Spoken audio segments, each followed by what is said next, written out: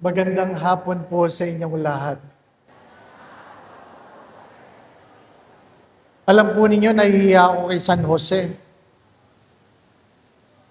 Kasi mukhang dumating lang kayo para sa recollection. At yung nangungumunyon kanina, nakangiti pa. Di po ba? Yan ba'y palagi niyong ginagawa? Simulan natin ang ating pagninilay sa ngalan ng Ama at ng Anak at ng Espiritu Santo. Ama namin mapagmahal, naway biyayaan mo kami ng iyong banal na Espiritu, naway matanggap namin ang iyong pagpapala, upang makita namin ang mga bagay na dapat naming makita, marinig namin ang mga bagay na dapat naming marinig, upang magawa namin ang mga bagay na dapat naming gawin. Hinihiling namin ito sa pamamagitan ni Kristo, anak mo. Our Father who art in heaven, hallowed be thy name. Thy kingdom come, thy will be done on earth as it is in heaven.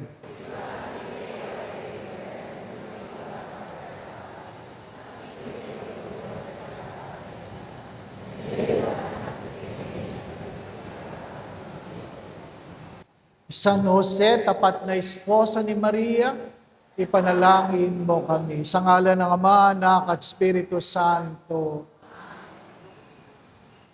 Kanina po sa misa, yung wala kanina sa misa, magandang simula ng ating pagninilay, ay hari nawa, ang ginagawa natin ay dahil sa pag-ibig. Ano po? Dahil sa pag-ibig.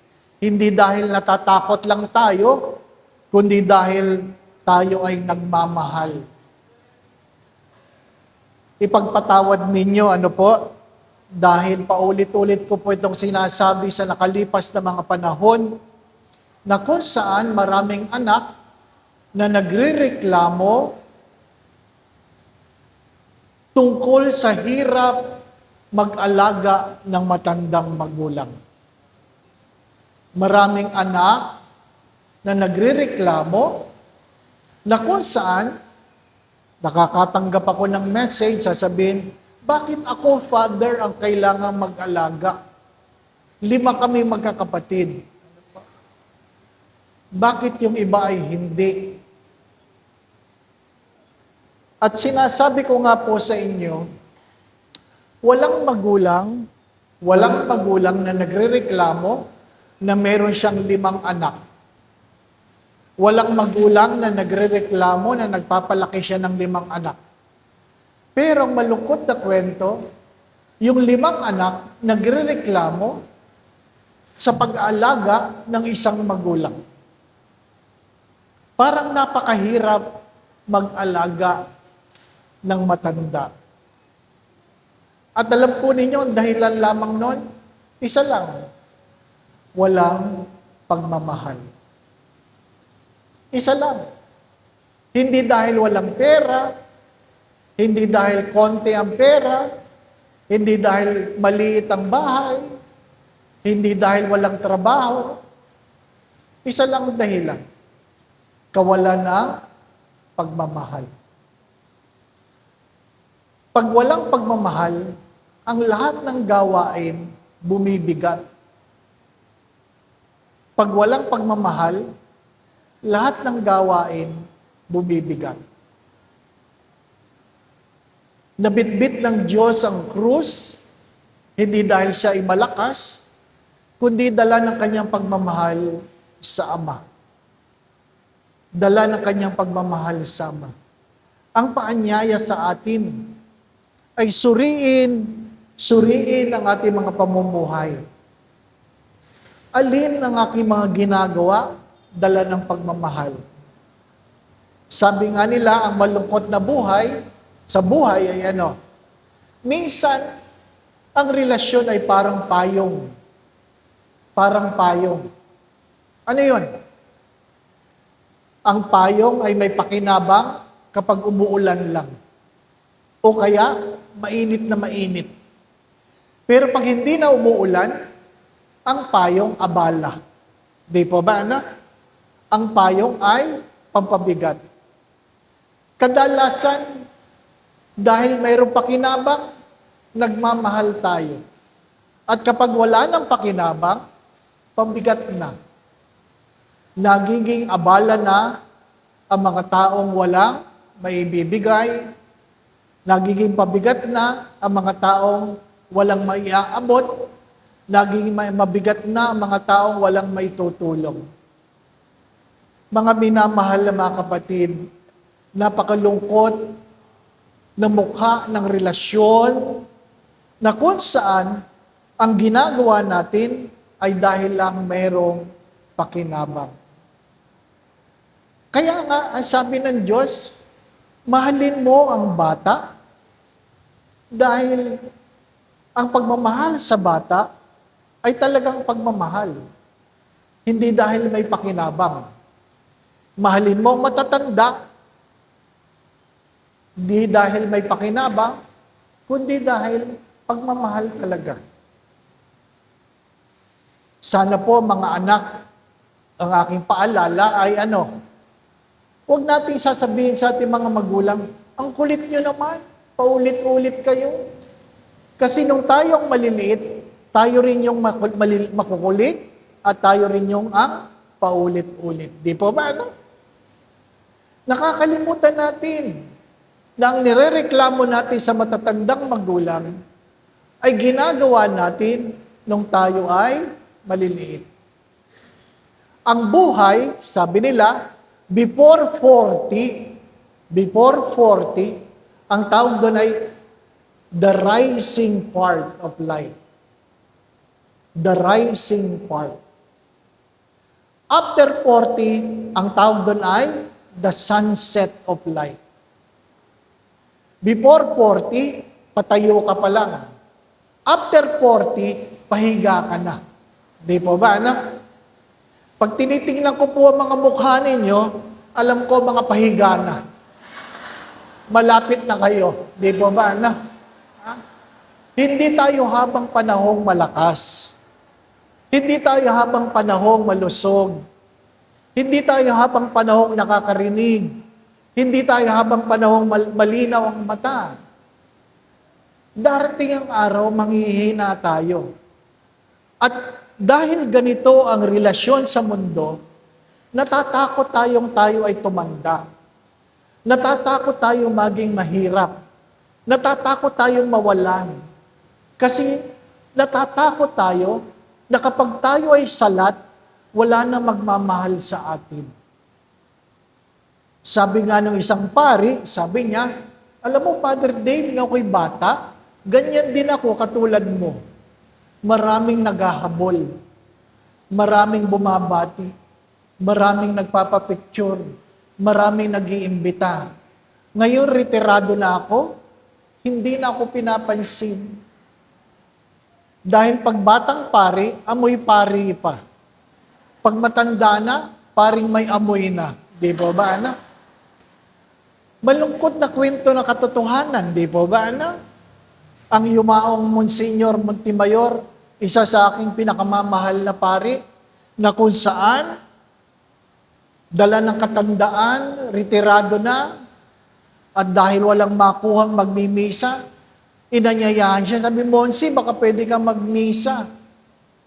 Matandang-matanda na, diabetic, ang daming sakit, madaling mag-hypo.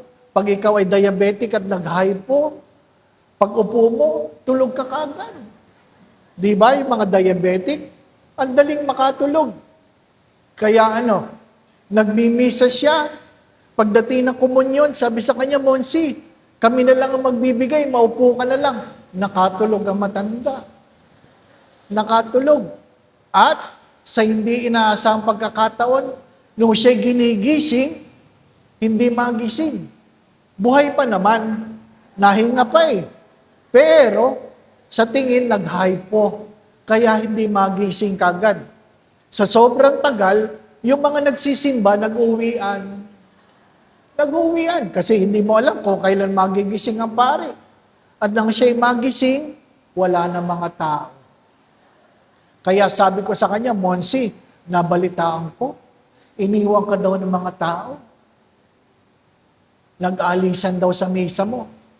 Sabi niya sa akin, tingnan mo yung mga yan, ang sama. Sabi ko, bakit po? Pag nagmimisa ako at natutulog sila, di naman ako umaalis. Minsan lang ako nakatulog, iniwan niya lang ako. Di ba ano? Yan ang malungkot na kwento ng buhay. Pag may pakinabang, may pagmamahal. Pag wala na, pampabigat. Ang tinuturo sa atin ng ating Panginoon ay hari nawa, gawin ang lahat ng bagay ng dahil sa pag-ibig. Alam po ninyo, ang pinakamagandang pananalita na gustong marinig ng mga magulang ay alin? Ang sasabihin sa kanila na kanilang mga anak, hindi ko po kayo iiwanan. Ang pinakamagandang pananalita na gustong marinig ng mga anak, ng mga magulang sa kanilang mga anak, ay sasabihin sa kanila, hindi ko po kayo iiwanan. Hindi ko po kayo ipamimigay.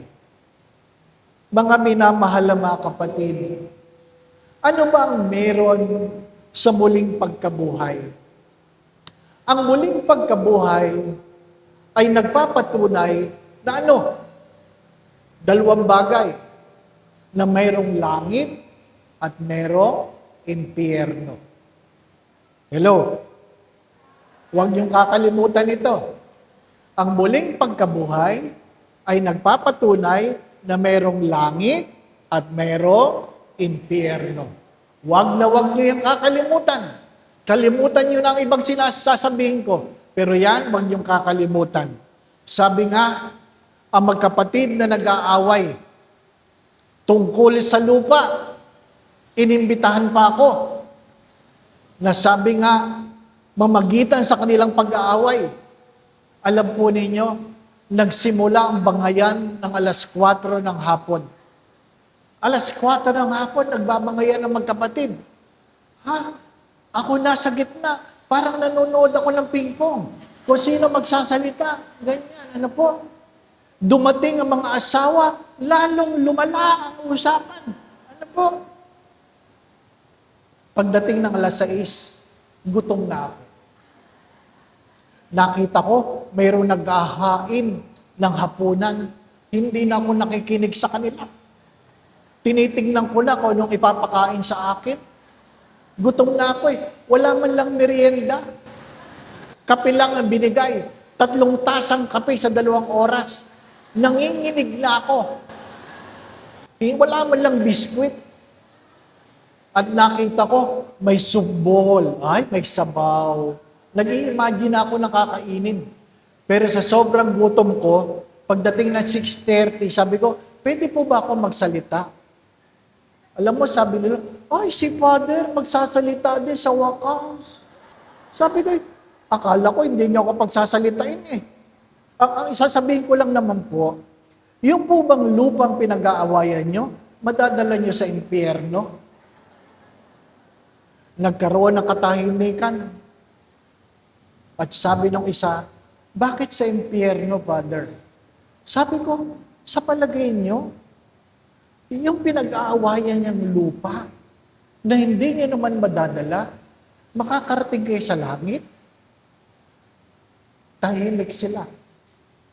Pinauwi nila akong hindi pinakain. Bakit? Masakit ang katotohanan. Huwag niyong kakalimutan ito. 2 lang ang pupuntahan natin pagkatapos dito. Smoking or non-smoking. Huwag niyong kakalimutan. Magsimba kayo, hindi kayo magsimba. Ang muling pagkabuhay ay nag-aanyaya na suriin ang ating pang-araw-araw na ginagawa. Saan ako dadalhin nito? Naintindihan po ninyo? Ilan sa atin, kapag mayroong ginagawa, tinatanong, saan ako dadalhin nito? Tinatanong po ba ninyo, pag sinasagot ninyo ang matatanda, dadalhin kayo niyan sa langit o sa impyerno? Saan kayo dadalhin? Yung sa inyong mga binibili, sa inyong mga binibigay, sa inyong mga inaamon.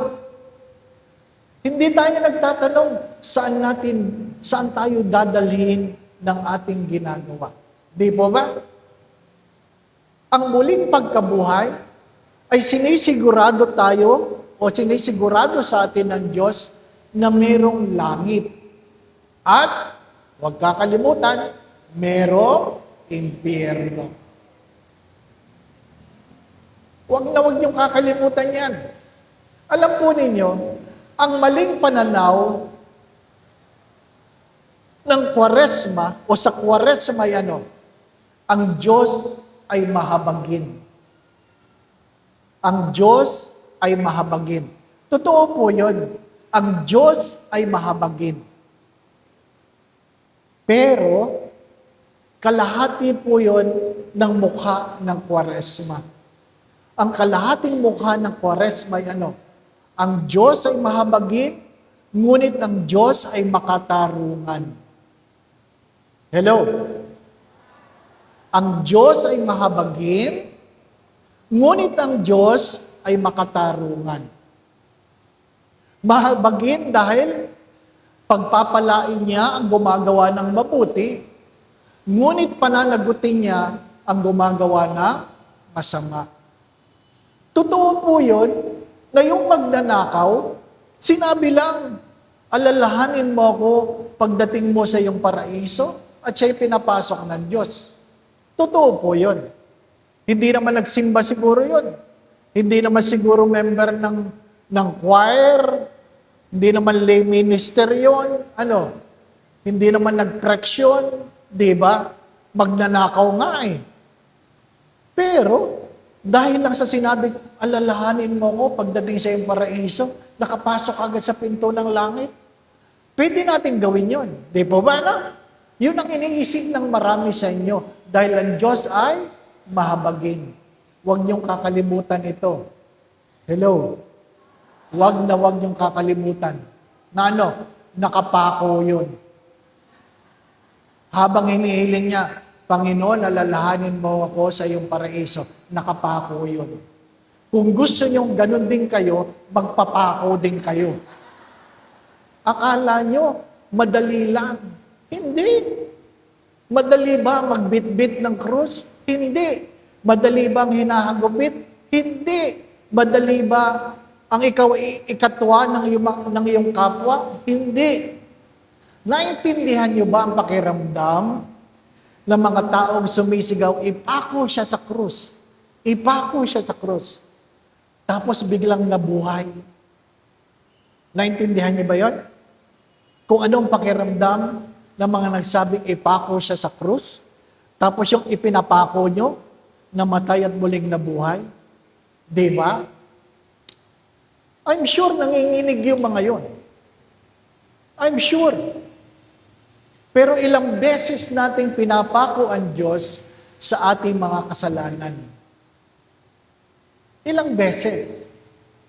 Hindi natin sinisigaw, ipako siya sa krus, pero tuwing tayo nakakasala, pinapako natin ang Diyos. Hindi ko po alam kung alam ninyo yung Our Lady of La Salette. Our Lady of La Salette. Ang piyesta niya, ay September 19. At ang kanyang imahin ay mayroon siyang krus na kung saan si Kristo sa kanan ay mayroong pliers, sa kaliwa mayroong martilyo. At tinatanong ko po yung pari, ano po ibig sabihin ng imahin na yan? At sabi niya, tuwing ikaw ay nagkakasala, ipinapako mo muli ang Diyos. Ngunit tuwing ikaw ay nagsisisi sa pliers, binubunot mo ang pako ng Diyos.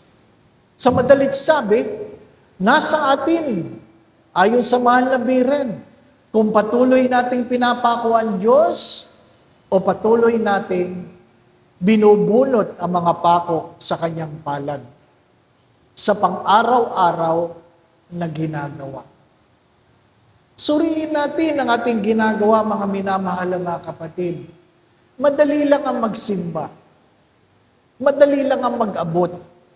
Madali lang ang mag-ayuno. Ang pinakamahirap, magbago buhay. Di po ba, na? Mananabi ako ha, mananabi ako. Hindi ko naman po alam dito. Ano po? Pero patawarin ako ng Diyos. Alam po ninyo, mananabi ako ha, tabi ha. Baka mabigla kayo. Alam po ninyo, ang pinakamaraming tsismoso, nasa loob ng simbahan. Oo. Oo. Ang pinakamaraming tsismoso-tsismosa, nasa loob ng simbahan. Ikalawa, yung nasa loob ng simbahan, yung mga naglilingkod. Tabi ha, tabi.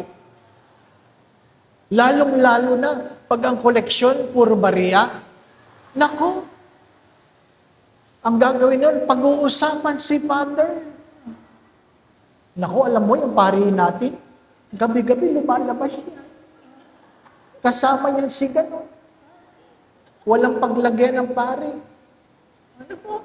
Pagkasama ang bata, pedophile yan, pedophile. Ha?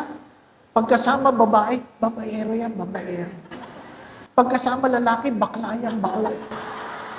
Walang paglagyan.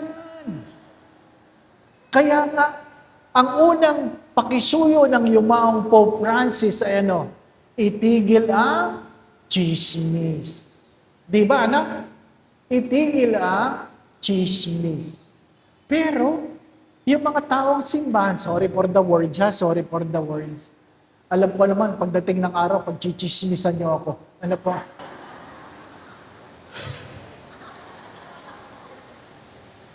Itigil ang chismis. Wala nang umaamin na nagchichismisan ngayon. Meron po bang umaamin? Wala. Sabi ni Father, ano na naman kayo? Nagchichismisan na naman kayo. Father, hindi. Anong ginagawa niyo? Sharing. Nagsisharing na lang. Mga minamahal na mga kapatid, hindi tayo pupunta sa impyerno dahil tayo ay nagnakaw, dahil tayo nambabae, dahil tayo nagsinungaling. Ang malungkot na kwento, marami sa atin ang pupunta sa impyerno dahil sa maliliit na kasalanan na hindi natin tinatalikuran. Inuulit ko, ang malungkot na kwento ay marami sa atin ang pupunta sa impyerno hindi dahil gumagawa tayo ng malalaking kasalanan, kundi dahil hindi natin matalikuran ang maliliit na kasalanan. Di ba? Mahirap yun. Nakapila ka papunta sa impyerno. Nakapila ka. Mahaba ang pila, mahaba. At habang nakapila, magkukwentuhan yung mga tao. Ay, bakit ka pupunta sa impyerno? Sasabihin ng nauna sa'yo, nagnakaw ako. Ay! Yung kasunod, ikaw anong ginawa mo? Nang babae ako. Ay! Ikaw, tumanggap ako ng lagay. Di ba, Tapos, lilingon sa iyo, ikaw anong ginawa mo? Nag-uwi ako ng coupon van. Galing sa opisina. Di ba? Marami sa atin nagtatrabaho, nag-uuwi ng coupon van. Alam niyo ba yan? Iginagawa yung assignment ng anak. Doon piniprint. Ang hirap nun. Yun ang magdadala sa'yo sa impyerno. Mga minamahal mga kapatid, hinahayaan natin kasi sinasabi natin, maliit lang naman. Alam po ninyo, yung maliit na marami, malaki din yun. Di po ba, Ano po ang paanyaya ko? Suriin natin ang ating mga sarili. Ano yung maliliit na mga bagay na pinapabayaan ko na maaring magdala sa akin sa impyerno? Hindi rin natin kailangan na malalaking bagay para makarating tayo sa langit. Ano sabi ni Mother Teresa ng Calcutta? We are not called to do great things. We are called to do ordinary things with great love. Hindi kailangan magmilagro. Hindi kailangan meron kayong malalaking gawin para sa Diyos, para kayo makarating sa langit. Gawin ang ordinaryong bagay ng mayroong higit na pagmamahal. Yung naghuhugas ka ng pinggan na mayroong pagmamahal, makakarating ka sa langit. Mahirap yung naghuhugas ka ng pinggan, nagmumura ka. Ang mga walang hiyang ito, kain ng kain, ayaw maghugas. Naghugas ka na, napunta ka pa sa impyerno. Di po ba, ano? Yung mga uminom ng tubig, kinuha ang pitsil, tapos, hindi uubusin, magtitira ng konti. Para hindi siya magsalin, ibabalik niya. Kaya yung kasunod, uhaw na uhaw. Ang malamig ay pitsil na walang tubig. Kaya kung ikaw ang naglagay nun, ay, alam ko na kung saan ka makikita. Di ba ba, no? Sa impyerno. Di ba ba? Mga minamahal na mga kabibig. What are the little things we have been taking for granted? Yung late sa misa. Late sa misa. Huwag niyo sasabihin, buti nga nagsimba ako eh. Hindi. Bakit ka late? Di po ba, ano? Bakit pag sini, hindi nalilate? Pero pag misa, nalilate. Di po ba, ano? Oo. Ano ibig sabihin nun? Nagpapakita ko ano ang mahalaga para sa iyo. Di ba? Nagpapakita ko anong mahalaga sa iyo. Pag ikaw ay nagmamahal, humahanap ka ng oras. You find time. You make time. Pero kung hindi ka nagmamahal, nag-aantay ka na oras. Napansin niyo po ba yan? Ba't hindi ka nagsisimba? Walang oras eh. Ba't di ka nagdadasal? Walang oras eh. Di ba ba? Ano? Pero kung ikaw ay nagmamahal, gumagawa ka ng oras. Di ba? Sasabihin sa'yo ni Lord, mag-serve ka naman. Busy ako, Lord eh. Magsimba ka naman. Busy ako, Lord eh. Magbigay ka naman. Busy ako, Lord eh. Ngayon may sakit ka. Lord, may sakit ako. Sabi ni Lord, busy ako. Di ba? Masakit. Masakit pa lang ang dahilan mo ang gagamitin sa iyo. Suriin natin, mga minamahal na mga kapatid. Sapagkat, sabi ko nga, ang muling pagkabuhay ay dapat nagbabago ng ating pananaw sa buhay. Ano po sabi ni Stephen Covey? Sabi niya, begin with the end in mind. Begin with the end in mind. Ano ibig sabihin nun? Yung iyong ginagawa, sinusuri mo na, saan ako makakarating? Saan ako makakarating? Hindi yung nag-aaral ang bata, ang iniisip lang ng bata, makatapos. Nakukuha po ninyo? Hindi. Dapat sinasabi mo sa bata na pag ikaw ay nag-aral, nakatapos ka, mas madali para sa iyo ang makakuha ng trabaho. Di ba ba, ano? Totoo naman, mahirap ang magtrabaho. Pero mahirap din ang walang trabaho. Mamili kayo kung anong mas mahirap. Di ba ba, ano? Mahirap ang may asawa. Di ba ba? Pero mahirap din ang walang asawa. Mamili ka. Di ba ba, ano? Mamili ka. Mahirap ang malusog kasi nag-exercise. Pero mahirap din ang masakitin. O anong gusto mo? Anong gusto mo? Di ba? Mamili ka. Mahirap ang pumunta sa langit, pero sigurado akong mahirap din sa impyerno. Mamili ka. Habang tayo nabubuhay, pinapipili tayo ng Diyos. Why? Because we are a product of our choices. Heaven is not just a dream. Hindi lang yan isang pangarap. Ang langit ay pinagtatrabahuhan. Inuulit ko, ang langit ay hindi isang pangarap. Pinagtatrabahuhan yan. Pinagsusumikapan yan. May kaakibat yan na sakripisyo. May kaakibat yan na hirap ng buhay.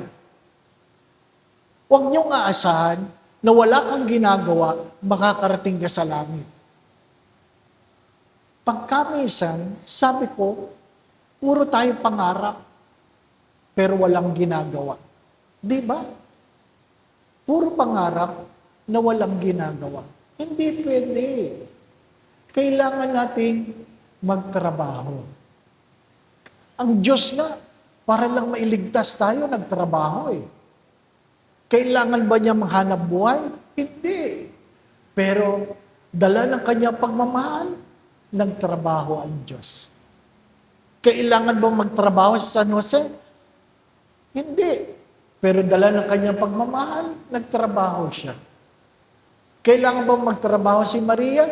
Hindi. Pero dala ng kanyang pagmamahal, nagtrabaho siya. Kaya, huwag niyong aasahan na pag wala kang ginagawa, meron kang mararating. Masakit ito na sinasabi ni San Pablo, yung ayaw magtrabaho, huwag kumain. Hello? Pakinggan niyang mabuti. Yung ayaw magtrabaho, huwag kumain. Di ba? Ay, ang hirap. Di ba, anak? Kung napansin po ninyo sa ama namin, ano po sinasabi doon? Sundin ang loob mo dito sa lupa para nasa langit. Anong kasunod yun? Bigyan mo kami ng aming kakanin. Sa madalit sabi, bago ka kumain, gawin mo muna ang kalooban ng Diyos. Oh? Di ba? Araw-araw yan. Thy will be done. Bago ka kumain, bago ka humingi ng give us this day our daily bread, uunahin mo muna ang gawin ng kalooban ng Diyos. Kaya, pag ikaw ay sumusubo habang kumakain, tinatanong mo, nagawa ko ba ang kalooban ng Diyos? Parang tulala kayo. Ha? Parang ngayon nyo lang nadinig. Di ba araw-araw natin dinadasal yun? Di ba ba? Ano? Bago ka humingi ng kakanin mo sa araw-araw, dapat ginagawa mo muna ang kalooban ng Diyos. Mahalaga yun. Mahalaga yun. Mga minamahal na mga kapatid, araw-araw natin tinatanong yun, nagawa ko ba ang kalooban ng Diyos? Sa simpleng pananalita, tayo mga binyagan, mayroon tayong 3 tungkulin. Ano yon? Purihin ang Diyos, ipahayag ang mabuting balita, paglingkuran ang mahihirap. We have 3 obligations as a baptized. To worship God, to preach the gospel, and to serve the poor. Tinatanong dapat natin yan. Pinupuri ko ba ang Diyos? Napuri ko ba ang Diyos ngayon? Kaya mahalaga sa araw-araw, nagdadasal tayo. The least and the highest form of prayer is to participate in the Eucharist. To participate in the Eucharist. Number 1 obligation is to worship God. Purihin ang Panginoon. Sabi nga ni St. Ignatius of Loyola, nilikha ka para pasalamatan, paglingkuran, at purihin ang Panginoon. By doing so, you may save your soul. Unahin mo ang papuri sa Panginoon. Purihin ang Panginoon. Let us bless the Lord. Let us thank the Lord. Stop complaining. Life is miserable because we feel so entitled. Kaya miserable ang buhay kasi marami sa atin, feeling natin, karapatan natin ang magkaroon ng madaling buhay. We are so entitled. Diba? Minsan sa seminaryo, meron kaming bisitang pare. At nakita ko siya, pinapagalitan niya yung gwardiya. Malayo kasi yung building namin sa gate. At yung paring bisita, pinapagalitan niya yung gwardiya dahil walang makuhang taxi. Walang makuhang taxi. Kinausap ko si Father. Sabi ko, Father, hindi po tungkulin ng gwardiya na ikuha kayo ng taxi. Hindi po tungkulin ng gwardiya na ikuha kayo ng taxi. Kung wala po siyang makuhang taxi, dala ng traffic, wala talagang dumaan na taxi, wala po kayong karapatan na pagalitan siya. It is just a privilege that the guard will call a taxi for you. Minsan ganun tayo. Bisita lang tayo, napaka-demanding natin. Bisita lang tayo sa mundong ito. Pero kung makahingi tayo, gano'n na lang. Di ba ba, no? Minsan nga, yung iba, feeling nila, kanila yung upuan yan. Kasi sa umaga, diyan talaga sila nakaupo. The entitled. Pag dumating sila na nakaupo ka, sasabihin, akin yan, akin yan. Ah, nabili niyo pala yan. Di ba? May mga nagsisimbang ganun, nakabili ng upuan. Hindi naman naghuhulog. Di ba? Mga minamahal na mga kapatid, nakikiraan lang tayo. Tandaan po niyo yan, nakikiraan lang tayo. Kung ano man ang iyong gamit, nakikigamit ka lang. Di ba? Yung bahay na tinitiran mo, nakikigamit ka lang. Bakit? Pag namatay ka ba, dadalhin mo ba yan? Hindi. Kahit gaano karami ang kotse mo, dadalhin ka sa sementeryo ng hindi mo kotse. Di po ba, no? Meron ba sa inyong inilibing, sarili niyang kotse ang nagdala? Wala. Wala. Wala. Ang gagamitin mo ay galing sa purinarya. Dalawa lang ang kulay. Kung hindi puti, itim. Di po ba? Mercedes man yan, Cadillac man yan, F-150 man yan. Ang tawag dyan ay karo. Di po ba na? Walang polka dots. Wala. Dalawa lang ang kulay niyan.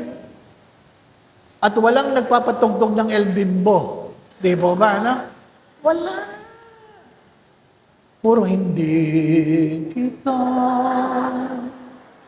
mali. Puro ganon. Ano po?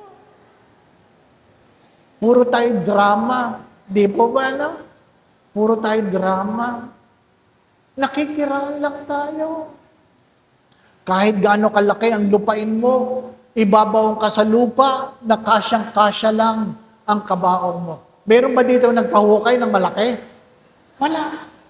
Minsan ako nagalit. Bakit? Kasi hindi pa ako pari. Alam niyo naman, naglilibing tayo alas 3. Kainit, di ba ba? Kainit. Yung aking kabarkada na namatay habang nagre-review kami sa board exam, ay siyempre, wala namang ibang inaantay ng kamag-anak. Inilibing. Nagigitara ko. Nung binababa ng kabao, abay, may humabol na matanda. Sasama ako, sasama ako. Noon lang ako nakakita ng mayroong sasama. Ginanaan ako mag-gitara kasi may sasama. Hindi tuloy may ibaba yung kabaong kasi may sasama. Hindi naman nagpa-reserve yun. Di ba ba? Kung nagpasabi sana, hindi nilaliman. Di ba ba? O tinaas. O, iyak. Ibababa na po. Wow! Inilayo ang matanda. Inilayo.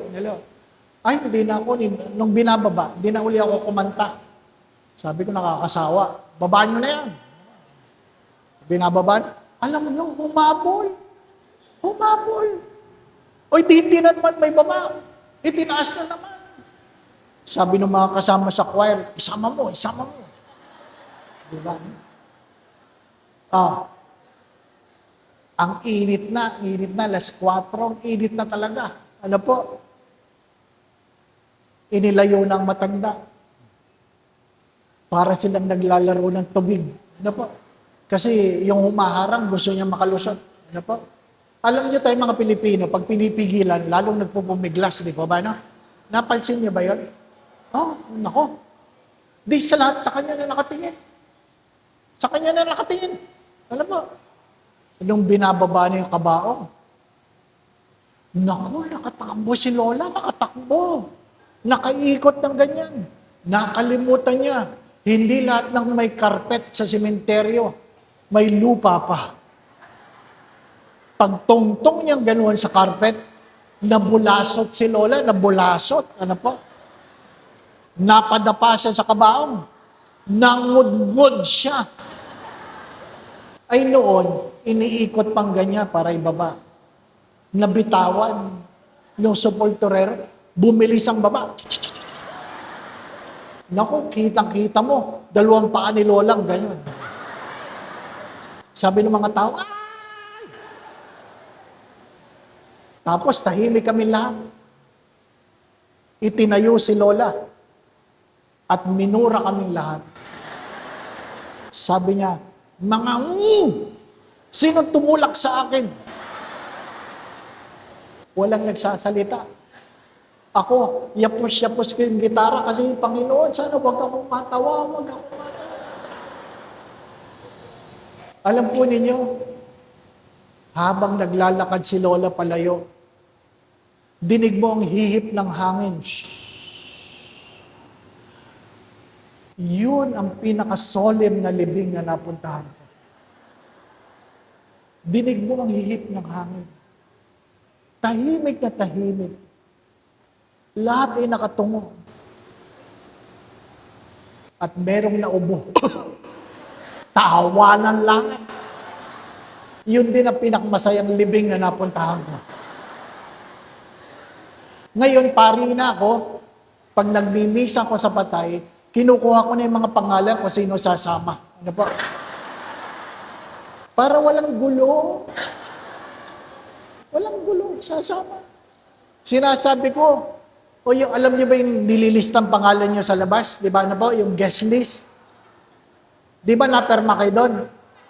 Ang ibig sabihin talaga nun, lahat ng pangalan pumasok doon, irarapol yun. At ang mabubunot siyang kasunod na mamamatay. Yung mga perma ng perma. Ganun ba yung modern? Paalis na ako sa Porinarya, sabi nung isa, sandali lang, piperma ako. Aba, talagang gusto niyo humabol sa rapol ha? Hindi, pangalan ho ng asawa ko. Kita niyo na? Maiksi lang ang buhay.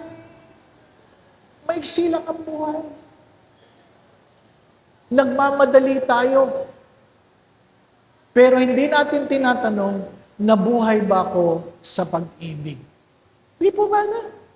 Dumating tayo walang dala, aalis tayo walang dadalhin. Hari nawa, makapag-iwan tayo ng magandang alaala. Inuulit ko, dumating tayo walang dala, aalis tayo walang dadalhin. Hari nawa, makapag-iwan tayo ng magandang alaala. Hindi utang. Mahirap yung namatay ka, iniwan mo utang. Yung sisilipin ka ng mga tao sa kabao, namatay, di man lang nagbayad. Di mo? Si Bishop Stock, kabilin-bilinan sa amin, mga pare, mag-ipon kayo. Ha? Paghandaan niyo ang inyong mga lamay. Bakit? That is your last greatest performance. Bakit, Bishop? Isipin mo, nakahiga ka lang, pinapanood ka ng tao, di ba? Wala kang ginagawa, panonoorin ka, di ba ano? Dapat maganda kayo. Hindi yung pagdaan sa kabaong masabi, ang pangit ng makeup. Di ba ano? Patay ka na, nilalait ka pa, di ba ba ano? Kaya yung iba, nagpapakremate na lang eh. Namatay ng 80, naka-photoshop ang picture, 60. Di ba? Hindi matanggap na namatay na matanda. Ang hirap nun, magmimisa akong ganyan, pagpasok ko, parang hindi naman yan ang namatay. Pero siya ang pangalan niya sa labas. Tinanong ko yung anak, nanay, baba namatay. Opo, ba't ganyan ang picture? Yan po ang kabilin-bilinan. Grabe! Alam po ninyo, yung paritoke ng paritoke dito, ha? Hello? Pakinggan niyo akong mabuti. Yung paritoke ng paritoke, baka hindi kayo makapasok sa langit. Bakit? Hindi nyo kamukha ang original. Di ba? Parang cellphone yan, may facial recognition. Hindi nyo kamukha ang original. Hindi kayo makakapasok. Oo. Alam ng Diyos na pangu kayo. Bakit nung kayong umakyat sa langit, matangos na? Alam ng Diyos, manipis lang ang kilay nyo. Ngayon, ang kapal-kapal na. Di ba? Hindi natin kayang tanggapin ang regalo ng Diyos sa atin. Huwag mong baguhin yung mga bagay na hindi dapat baguhin. Baguhin mo ang iyong ugali. Di po ba, no? Baguhin mo ang iyong ugali. Ha? Dapat alam natin, ano po, kung ano yung katanggap-tanggap sa Diyos at hindi katanggap-tanggap sa Diyos. Mga minamahal na mga kapatid, hindi naman talaga madaling umamin sa kasalanan. Di ba? Madali bang umamin sa kasalanan? Hindi. Pero ang kawalan ng pag-amin sa kasalanan, ang naghahadlang para tayo ay patawarin at makapagbago. Di ba? Patawarin at makapagbago. Kasi pag tayo ay nahuli, o ikaw kumuha, hindi ako. Di ba ikaw yun? Hindi ako. Di ba no? Tumatanggi ka, huli ka naman. Di ba? Inaamin ko sa inyo, mahirap magpakumpisal. Pero kung papipiliin ako, bata o matanda, bata na lang. Kahit 40 yan. First communion, 40. Ano po? Pare-pareho kasalanan yan. Tinuruan ng katikista eh. Di po ba? No? Bibigyan ng, kukopyahin yan. Nakasulat ng kasalanan yan. Yung 5 mangungumpisal na una, tatandaan ko lang ang kasalanan nila. Yung susunod na 35, pag nakalimutan nila, ako na magsasabi, kulang. Ano pang kulang? Ito ba? Nakalimutan. Kasi, diniktahan eh. Di ba ba? No? Pero minsan, sabi ko, bitawan mo yan. Yung totoo, yung ano kasalanan mo? Dali! Father, huwag natatakot ako. Bilisan mo. Ano kasalanan mo? Nag-isip yung bata, first communion yan. Ano ba? Ano kasalanan mo? Sabi ng bata, adultery.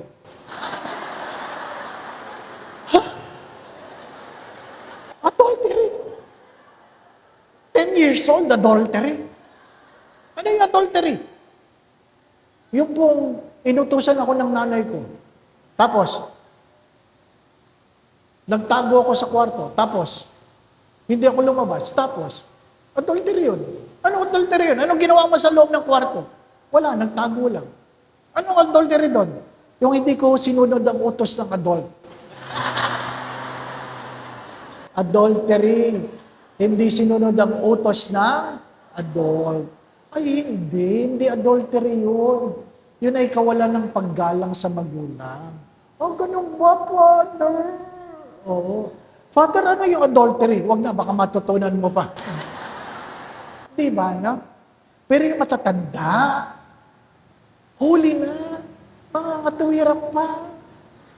Sabi nung isang asawa, Father, yung kasunod ko, asawa ko. Ayun ngayon, ang mga kasalanan niyan, ito. Ba't kayo nagsasabi? Hayaan yung asawa niyo magsabi. Hindi niya naaminin, Father. Huh? Grabe. Di ba, no?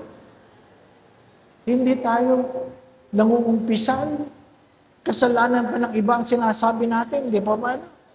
Mga minamahal na mga kapatid, ang walang pag-amin ay walang kapatawaran.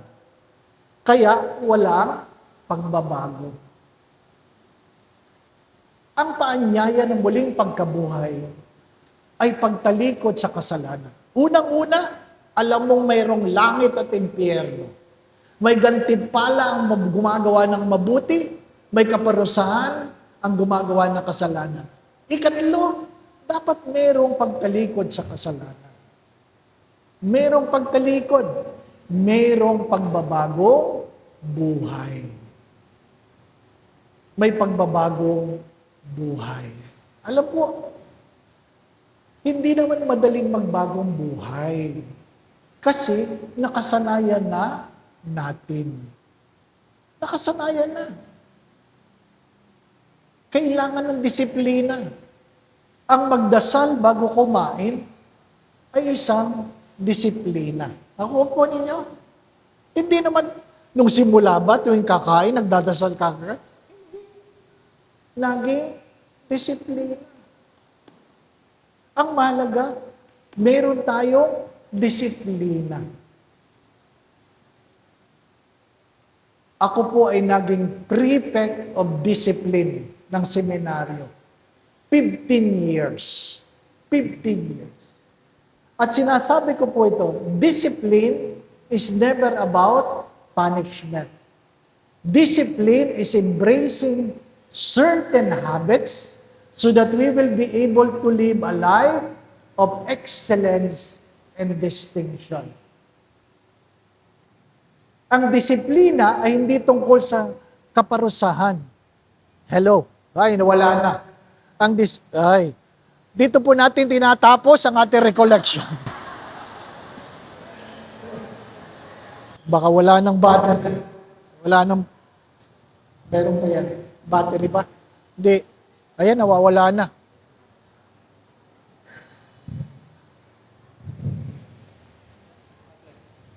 Ito yan. Yun. Inuulit ko, ang disiplina ay hindi tungkol sa kaparusahan. Ang disiplina ay pagyapos sa isang pag-uugali upang pagdating ng araw, mabuhay tayong maayos. Maayos. Nadinig nyo na ito. You guard your thoughts because your thoughts will become your words. You guard your words will become your actions. You guard your actions because your actions will become your habit. You guard your habit because it will become your character. You guard your character because your character will become your destiny. Ang lahat nagsisimula sa pag-iisip. Bantayan mo ang iyong iniisip sapagkat ang iyong iniisip ay magiging bukang bibig. Bantayan mo ang iyong bukang bibig sapagkat ang iyong bukang bibig magiging iyong pagkilos. Bantayan mo ang iyong pagkilos sapagkat ang iyong pagkilos ay magiging iyong pag-uugali. Bantayan mo ang iyong pag-uugali sapagkat ang iyong pag-uugali ay magiging iyong pagkatao. Bantayan mo ang iyong pagkatao sapagkat ang iyong pagkatao ay siyang magiging iyong bukas. Ang lahat nagsisimula sa isip. Nagsisimula sa isip. Pag-iisip, pagsasalita, gawa, pag-uugali, pagkatao, bukas. Naintindihan po ba ninyo yun? Hello? Intindihin. Ano ibig sabihin nun? Pag walang laman ng isip, walang bukas. Naintindihan po ninyo? Pag walang isip, walang bukas. Mag-isip. Mag-isip. Ano sabi ni San Agustin? Fides quarum intellectum. Ang pananampalataya ay humingi ng pagkaintindi. Marami tayong ginagawa na hindi natin naintindihan. Kaya, pag ikaw na lang ang gumagawa, hindi mo na ginagawa. Kasi hindi mo naman naintindihan. Maliliit na bagay na pinapabayaan natin. Maliliit na bagay. Alam po ninyo, ang ating simbahan ay napupuno sa dalawang okasyon. Hindi piyesta, hindi Pasko, hindi bagong taon. Alam nyo kung kailan napupuno?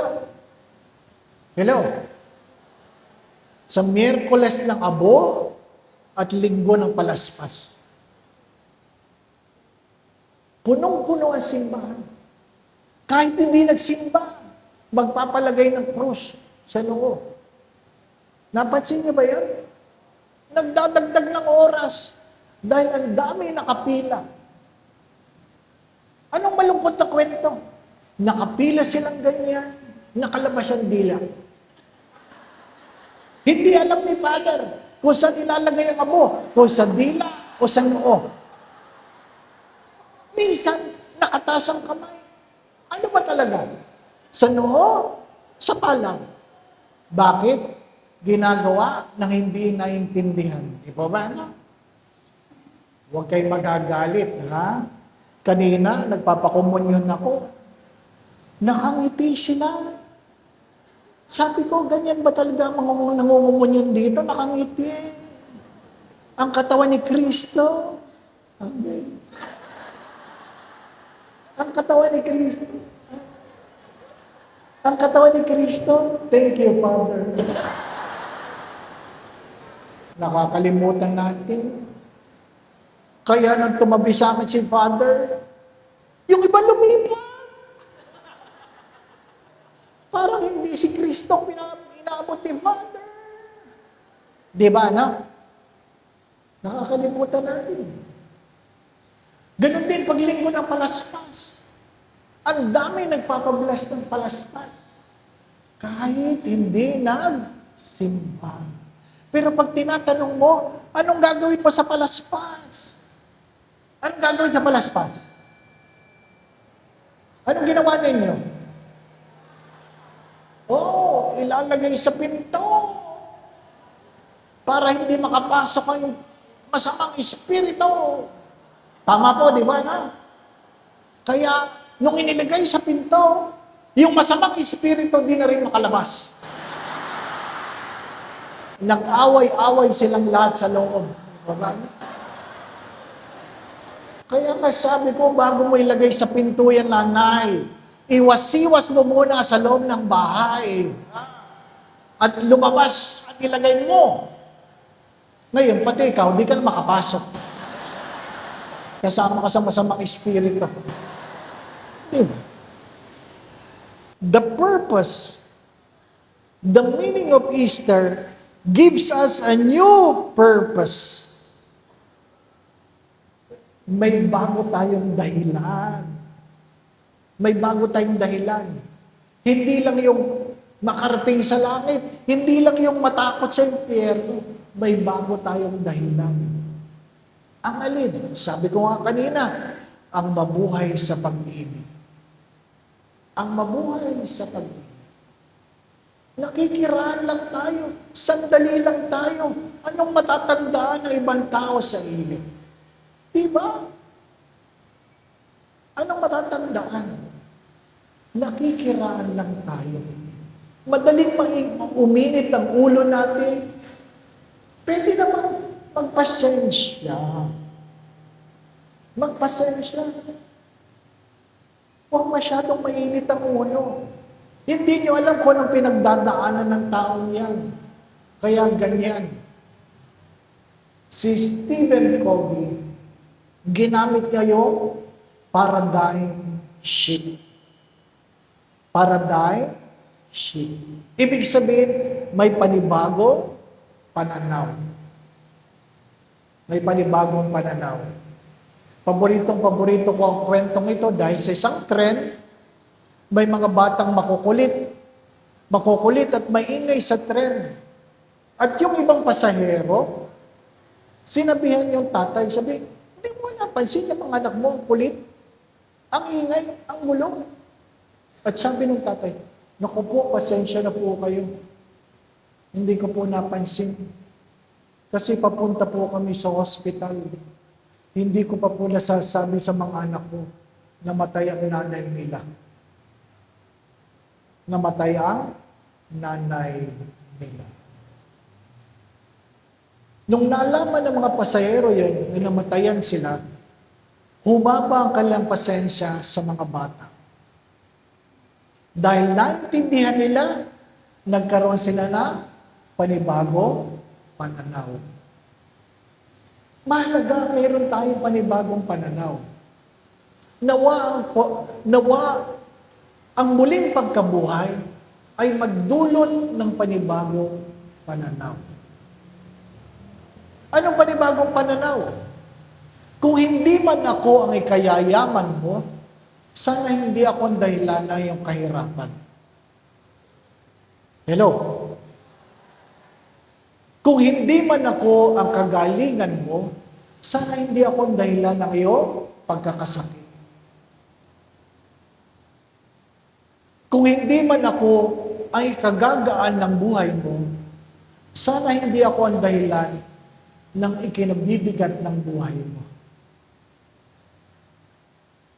Kung hindi man ako ang dahilan ng iyong pagtawa, sana hindi ako ang dahilan ng iyong pagluha.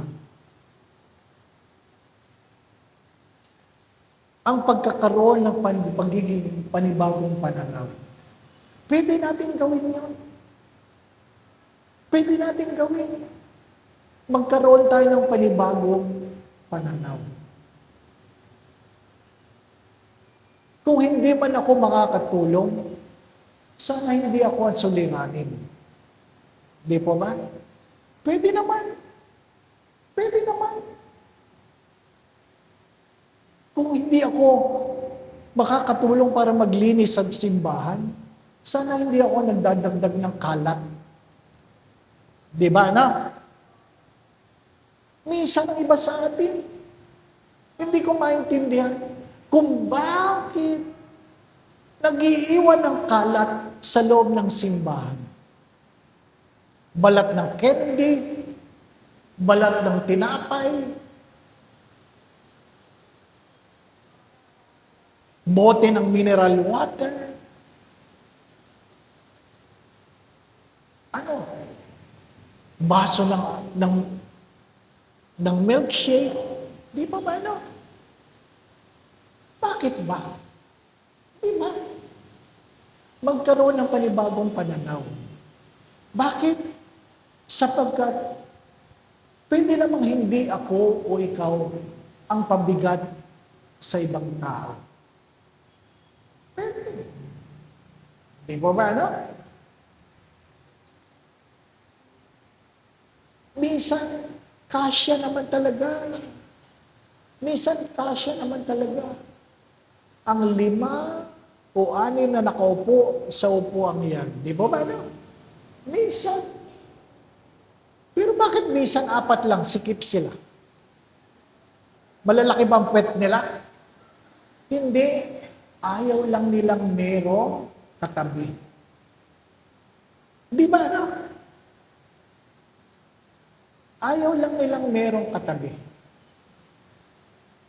Mga minamahal na mga kapatid, sana magkaroon ng bagong pananaw. Ano kaya yun? Ano kayong hinihingi sa akin ng Diyos? Alam po ninyo, kahit kailan, mababago lang ang buhay kung merong bagong pananaw. The only way to change our lives is to change our attitude. The only way to change our lives is to change our attitude. Attitude is the librarian of the past, the speaker of the present, the prophet of our future. Remember that. Attitude is the librarian of the past, the speaker of the present, the prophet of our future. Ang ating mga pananaw, dala ng ating karanasan. May kanya-kanya tayong karanasan. At yan ang humuhubog sa ating pag-iisip. Kaya tayo nagdedesisyon. Kaya tayo natatakot. Kaya tayo ayaw gumalaw. Sabi nga sa unang pagbasa, ang mga pagkatakot ang dahilan ng marami nating pagkakulong. Ang pagkatakot ang dahilan ng ating maraming pagkakulong. Natatakot. Kaya, hindi makakilos. Hindi makakilos. Nung kami mga seminarista, dinadala namin yung aming mga seminarista sa mental health. Ano ba? Mental health. Ayaw na nilang tawaging mental hospital. Mental health. Dinadala namin para alam nila kung sino sa kanilang may sayad. Di ba ba? Ano? Ay kaso habang naglalakad kaming ganyan, yung mga nakakulong na preso, may sumigaw, Father Dave! Father Dave! Sabi ng mga seminarista, grabe ka, sikat ka dito. Nakakainis. Nung tinitingnan ko, dati namin security guard. Sabi ko, ano nangyari? Ba't nandiyan ka? Sabi niya, pinakulong po ako ng nanay ko. Bakit? Eh kasi, hindi na ako natutulog. Ba't di ka na natutulog? Nagsasyabo ako. Yan lang po. Nasira na. Ay di, tuloy-tuloy. Pinapasyalan namin yung mga ordinaryo, pero may sakit na nakakulong. Bakit? Violente. Violente, ano po? Hindi mo sila pwedeng bayaan na naglalakad kasi violente sila. Habang naglalakad kaming ganyan, sabi nung nakakulong, shh, shh. Ay, alam mo niyan ba tayo? Pag may sumisitsit, lumiligon tayo, di mo ba, no? Ayaw ko sanang tingnan, kaya lang, nasitsitang ka, dito. Napatingin. Sabi nung nakakulong, ba't kayo nakakulong? Sabi sa amin, ako at saka yung doktor. Pati, napatigil ako sa dito. Bakit kami nakakulong? Diba? Sabi ng doktor, bakit mo lang sabi nakakulong kayo? Nakakulong kami. Sabi, kasi kayo nasa loob ng rehas eh. Isipin mo siya nakakulong. Ang pagitan namin ay rehas. Pero, sa tingin niya, kami nakakulong. Kasi kami nasa loob ng rehas. Alam nyo, hanggang ngayon, dala-dala ko yun. Hindi ko makalimutan yun.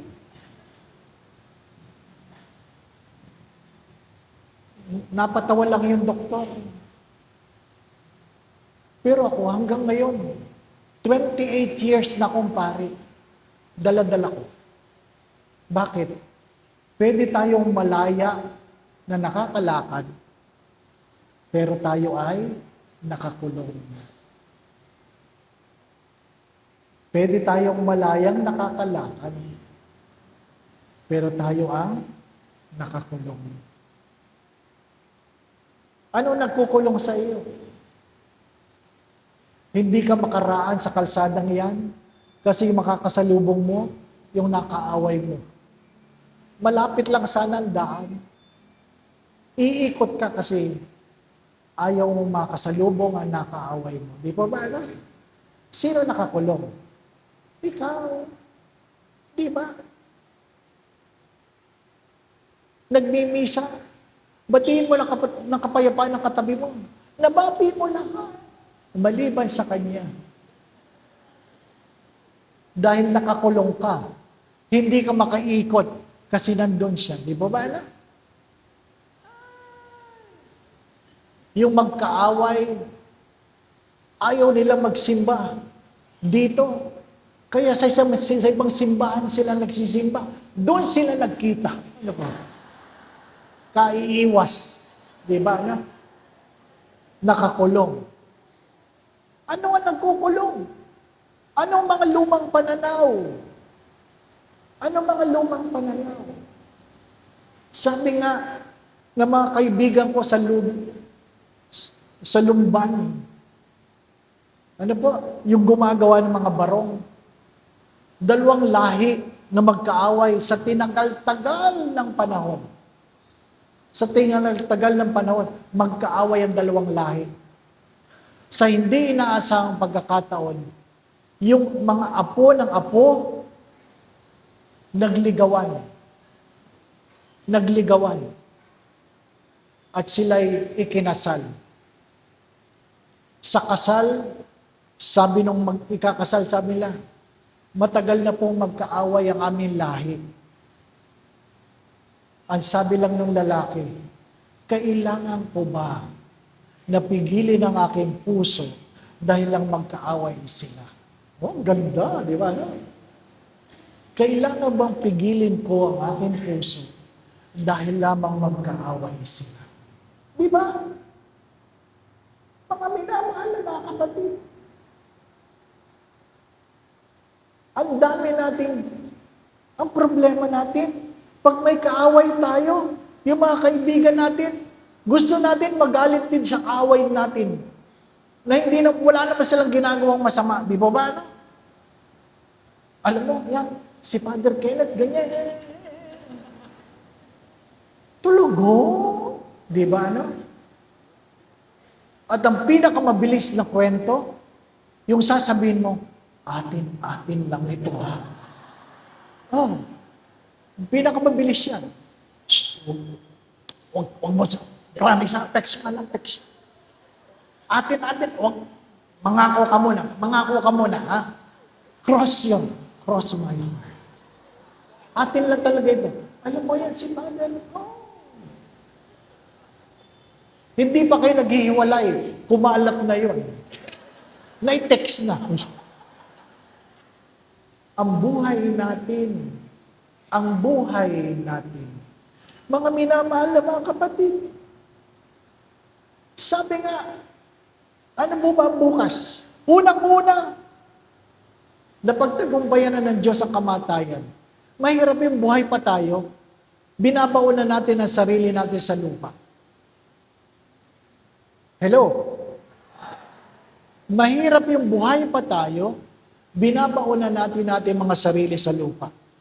Sa muling pagkabuhay, na pagtagumpayan na ng Diyos ang kamatayan, inuulit ko, mayroong langit, mayroong impyerno. Di po ba? Ano? May dahilan tayo na gawin ang mga bagay ng pag-ibig, hindi dala ng pagkatakot. Nag-aanyaya ng pagbabagong buhay. Ang pagbabagong buhay nangangailangan ng panibagong pananaw. Pero huwag kakalimutan na na pagtagumpayan na ng Diyos ang kamatayan. Sa madaling sabi, ano man ang iyong pinagdadaanan, matatapos din yan. Hello?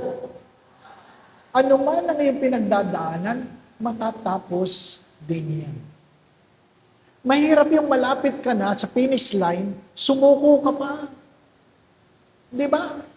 Matatapos din yan. Alam nyo, nung ako'y bata-batang pari, napakadali kong magalit. Napakadali kong mainis sa mga taong, sabi nga, kontra ng kontra, wala namang ginagawa, sinisiraan ka. Doon nga sa isang parokya, minumura pa ako ng barangay chairman. Doon sa isang parokya, yung mga kagawad, minumura ako. At lahat, yung secretary, sasabihin, yung ano mong pare, wala naman akong ginagawa, minumura ako. Ano po? Ay, hindi ko naman sila pababago. Anong natutunan ko? Pag ako'y minumura nila, giningitian ko na lang sila. Giningitian. Pag may nagagalit sa inyo, ngitian ka na lang. Hanggang mainis. Di ba? Lalo silang mainis. Ayaw nilang tumigil. Ganda ng ngiti mo.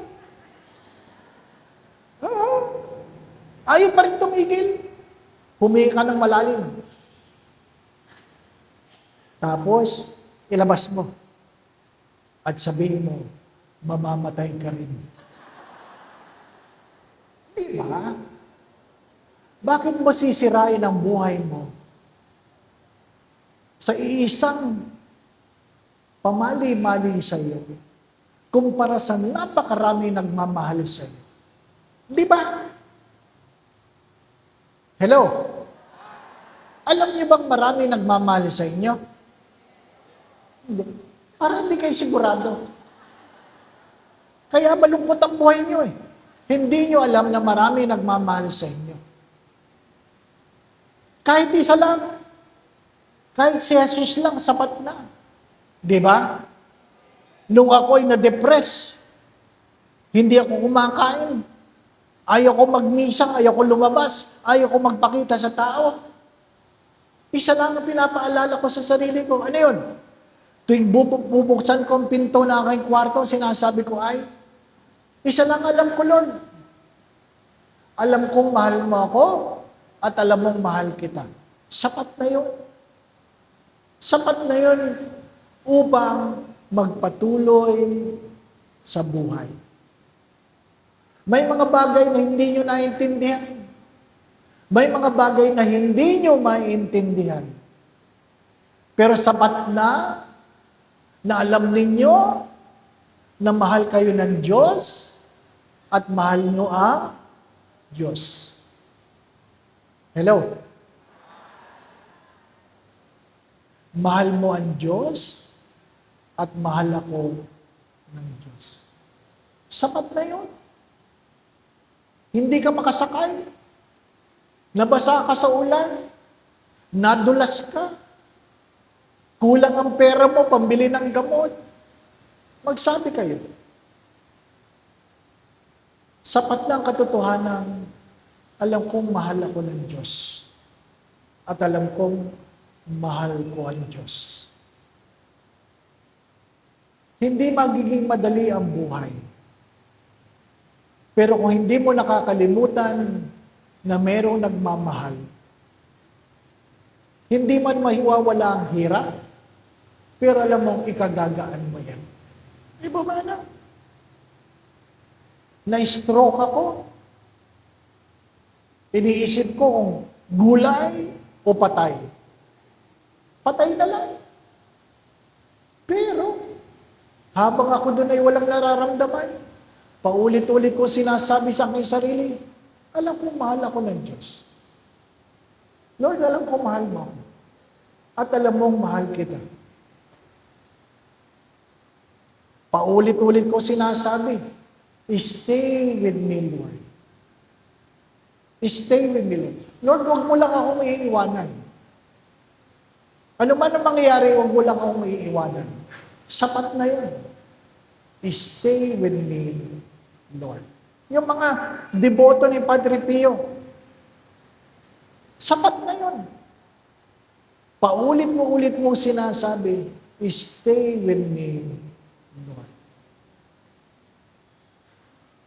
Kaya, pag ikaw may problema, itanong mo nasaan ang Diyos. Ang sagot ng Diyos, dito lang ako. Dito lang ako. Bakit? Dahil mahal kita. At dahil mahal mo ako. Sapat na yun. May langit man o may impyerno, sapat na. Sabi ng isang santo, kung ang Diyos ay nasa impyerno, mas pipiliin ko ang impyerno kapiling ang Diyos kaysa nasa langit na wala ang Diyos. Dahil ang pag-ibig ng Diyos ang dahilan para magpatuloy sa buhay.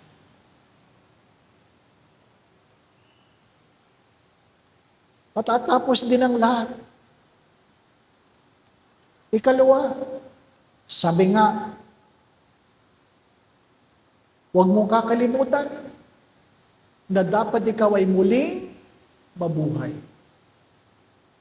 Dapat ikaw ay muling mabuhay. Ang aking kapatid, pumanaw ng 1 taon, 65 years old. 65. Nag-text siya sa aming group chat. Papunta ko sa hospital, masakit ang aking tiyan, alas 9. Alas 9. Masakit lang ang tiyan. Tinext ako ng doktor, nag-cardiac arrest ang kapatid mo. Sabi ko, sakit ng tiyan, nag-cardiac arrest. Anong sakit ng tiyan? Alauna, papunta ako sa hospital, hindi ko na inabot. Ganon kabilis. Alas 9, alauna, patay na. Nakabalot na sa plastic bag. Sinalubong ako sa emergency room. Pinakuusapan ng doktor na buksan ang plastic. Nakita ko mukha ng kapatid ko.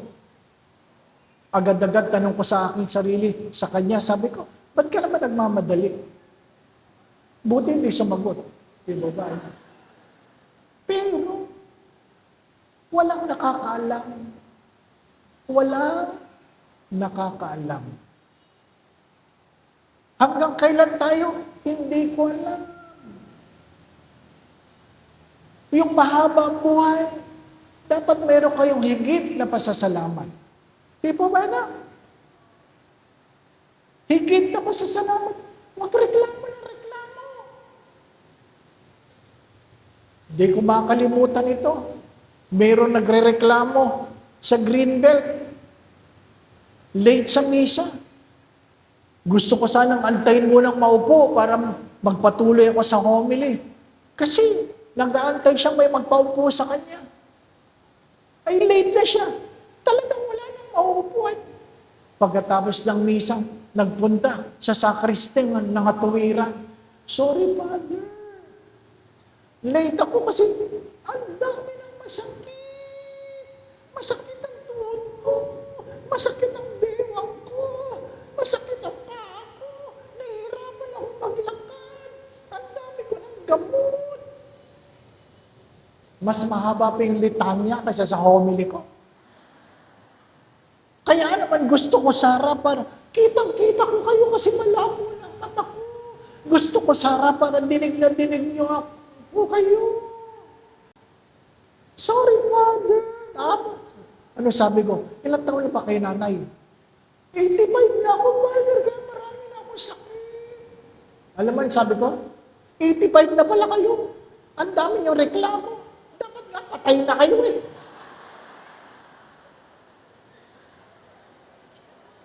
Ano ibig ko sabihin? Habang tumatanda, magpasalamat. Habang tumatanda, magpasalamat. Huwag kulay ng buhok.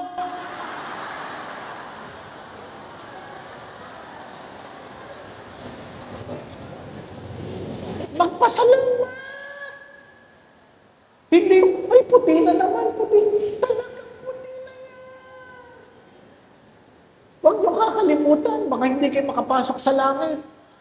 Dahil dapat puti na yan, kinulayan niyo. Kulay pula pa. Ay, tabi. Di ba, na? Magpasalamat. The secret of a happy life is a grateful spirit. Ang sekreto ng mahabang buhay ay masayang buhay, ay mapagpasalamat na puso. Not all happy people are grateful people, but all grateful people are happy people. Ulitin niyo yan. Not all happy people are grateful people, but all grateful people are happy people. Kaya ka miserable, reklamador ka.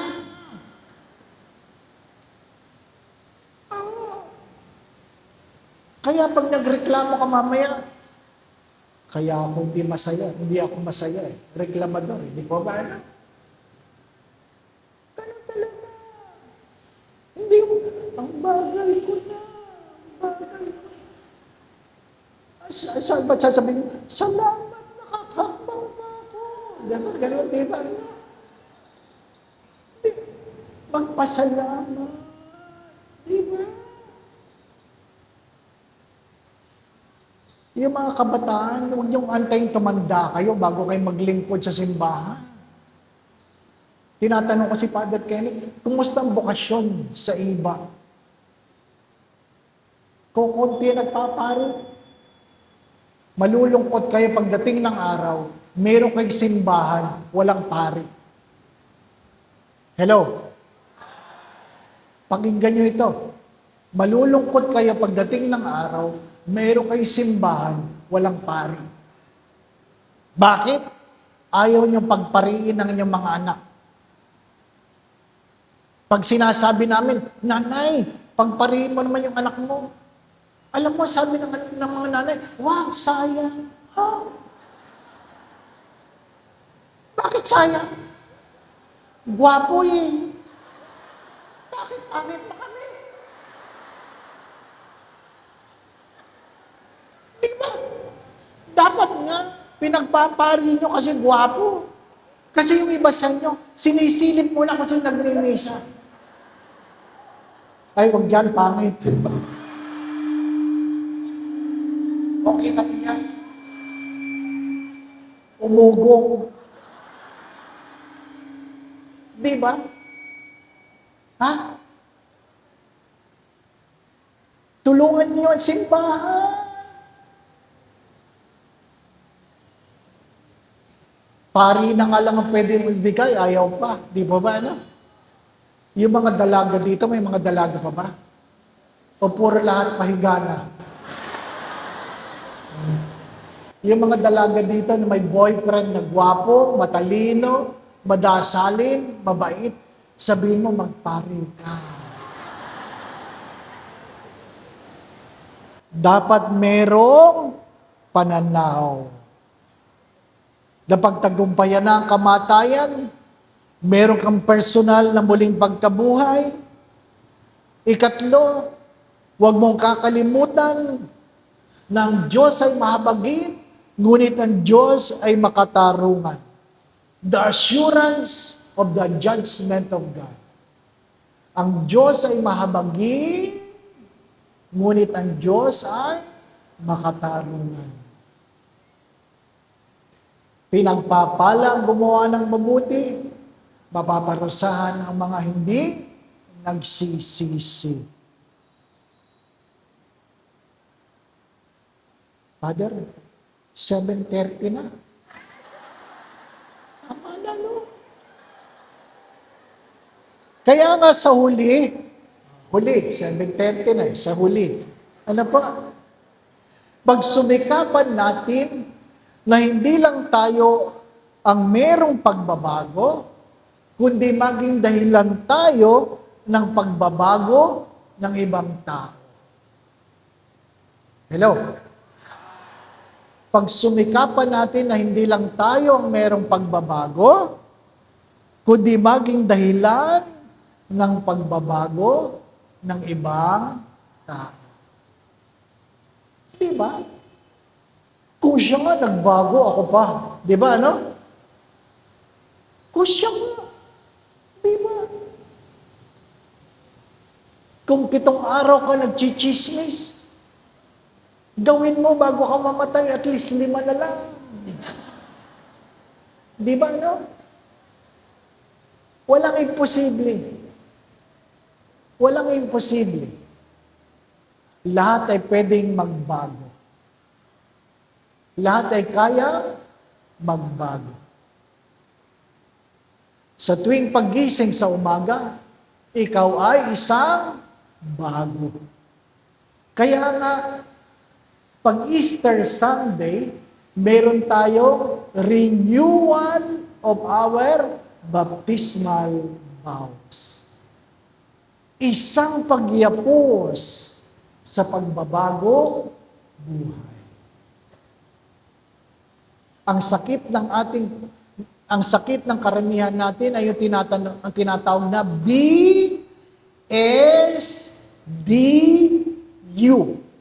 Yan ang sakit ng marami. BSDU. Ano ibig sabihin yan? Balik sa dating ugali. Yan ang ating sakit. Balik sa dating ugali. Kasi mahirap talaga magbago. Mahirap. Yun nang kainin yung bawal. Ang hirap di ba ba? Ano? Ang hirap. Kaya sabi, konti lang. Naibawal yan, konti lang. Naibawal na, may gamot naman konti lang. Naibawal nga Ano sabi? Patayin mo na lang ako. Kung ayaw mo akong pakainin. Pag ikaw ay pinagbabawalan, meron ka pang pag-asa. Huwag niyong kakalimutan yan. Pag ikaw ay pinagbabawalan, meron ka pang pag-asa. Pag sinabi ng doktor, kahit ano pwede mo lang kainin, malapit ka na. Hindi mabait sa iyo ang doktor. Sinasabi niya, mag-enjoy mo na lang kasi malapit ka na.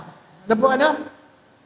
Kaya, nung ako'y na-stroke, sabi ko, ano pong pwede kong kainin? Ano sabi ng doktor? Basta masarap, bawal. O di tapos.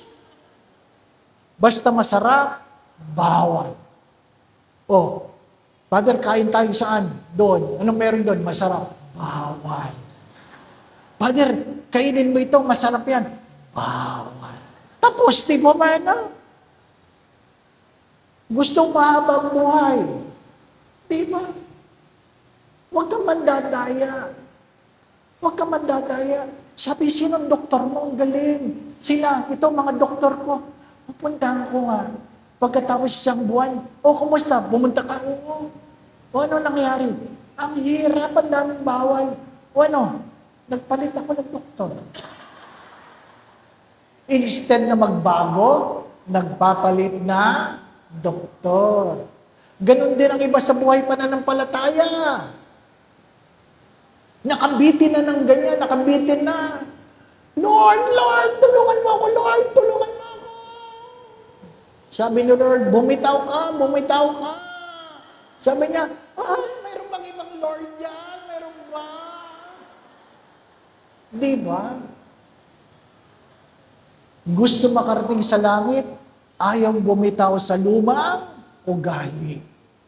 Ang pwede mo nalang kainin, Father, yung lumalangoy. Lahat ng lumalakad, hindi pwede. Yung lumilipan, hindi pwede. Lumalangoy na lang. Isang buwan, hindi nagpakita si Father. Nasaan si Father? Nasa swimming pool. Anong ginagawa? Tinuturuan ng baboy lumangoy.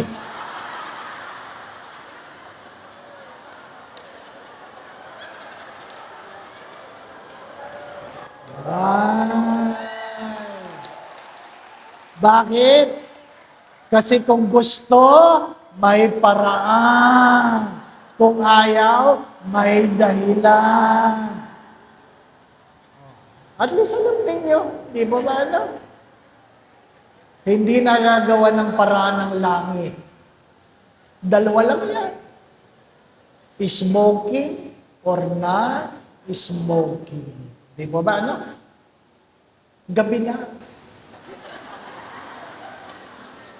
Hari nawa, mayroon kayo naintindihan. Pinarecord ko para pwedeng panoorin nyo uli. Ano pa? Ha? Maliwanag po ba? Nangangako ka ba magbabagong buhay ka na? Sigurado? Magbabayad ka na ng utang mo?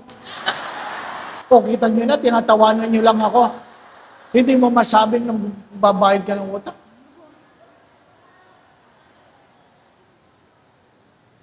Salamat sa pagkakataon. Ano po? Hari nawa, magkita-kita tayo sa langit. Ano po? Hindi ako nagmamadali. Pwede kayong mauna. Ano po? Sabi nga ng mga pari, ladies first. Sumainyo ang Panginoon. Magsitungo kayo, tingin ang pagpapala ng Diyos. Manatiling nakaupo. Sa katahimikan ng inyong mga puso, kayo nang humingi sa Diyos ng biyaya na gusto niyong matanggap. Hindi bali nang humingi na hindi makatanggap, kaysa hindi makatanggap dahil hindi humingi. Humingi kayo. Walang imposible. Kung ipinagkaloob ng Ama kanyang bugtong na anak, meron pa bang hindi pwedeng ipagkaloob ang Ama? Humingi kayo. Walang imposible. Ano man ang iyong karamdaman, hingin mo ang kagalingan. Ano man ang iyong kahirapan, humingi ka ng Diyos ng tulong para makaraos sa iyong mga kahirapan. Humingi ka. Kung ano man ang iyong mga pagkatao, naway bigyan ka ng Diyos ng pag-asa. Ano man ang iyong kalungkutan, naway bigyan ka ng Diyos ng kasayahan. Ama naming mapagmahal, dinudulog ko ang iyong mga anak na narito ngayon, ang mga nakikinig sa amin, nawa po'y hipuin mo sila, lukuban mo sila ng iyong banal na Espiritu. Kilala mo po ang bawat isa, Panginoon. Alam mo po ang kailang mga pinagdadaanan sa buhay. Hindi lingid sa iyo ang kailang mga pagtawad, pagluha, kahinaan at kalakasan, kabiguan at tagumpay. Alam mo ang kailang mga pangarap. Alam mo ang kanilang mga kasayahan sa sariling tahanan. Alam mo ang kailang mga alitan, ang hindi pagkakasundo-sundo. Ikaw ay mapagmahal ng Diyos, Panginoon. Hipuin mo po ang kanilang mga pamilya. Pagkasunduin mo po sila. Naway mayroong pagkakabuklod-buklod. Pagkakaroon ng pasensya, pagpapatawad, paghingi ng tawad, pagtalikod sa pagkakamali.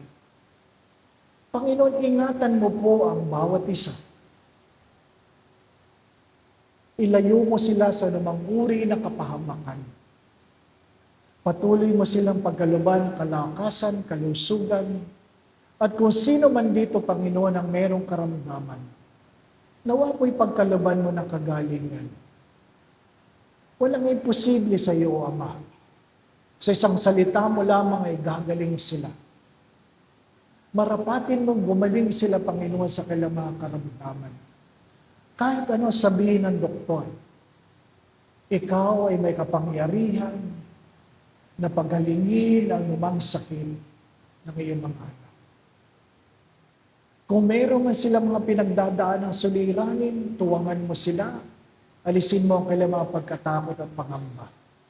Dagdagan mo po ang kailang pananalig at pananampalataya sa iyo.